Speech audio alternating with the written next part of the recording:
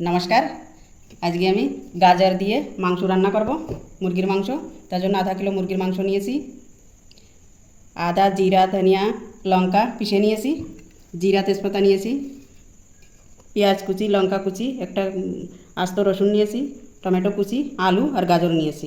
কড়াই গরম হয়ে গেছে, তেল দেওয়া হয়ে গেছে। এবার আলু আর গাজরগুলো ভেজে নেব। আলু আর গাজর ভাজা হয়ে গেছে, এবার তুলে নেব। এগুলো তুলে নিয়েছি। এবার জিরা, তেজপাতা দিয়ে দেবো। এবার পেঁয়াজ আর লঙ্কা কুচি দেবো,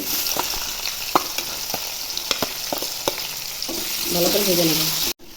পেঁয়াজটা ভালো করে ভাজা হয়ে গেছে, এবার মাংস দিয়ে আর ভালো করে ভেজে নেব। 1 চামচ হলুদ দিয়ে দিলাম আর মাংসটা ভালো করে ভেজে নেব।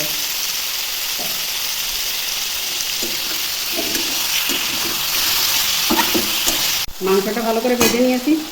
এবার লবণ আর মশলা দেবো। 1 চামচ লবণ দিয়ে দিলাম আর পিষে রাখা মশলাগুলো দিয়ে ভালো করে ভেজে নেব।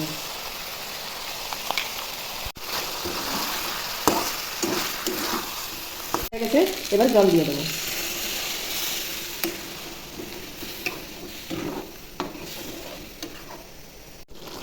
মাংসটা মশলা দিয়ে আধা ভাজা হয়ে গেছে।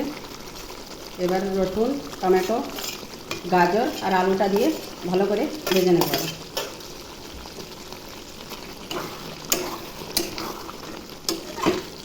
ওটা হয়ে গেছে, এবার নামিয়ে নেব। মাংস রান্না হয়ে গেছে। আমার ভিডিওটা যদি ভালো লেগে থাকে লাইক করবেন, শেয়ার করবেন, সাবস্ক্রাইব করবেন। নমস্কার।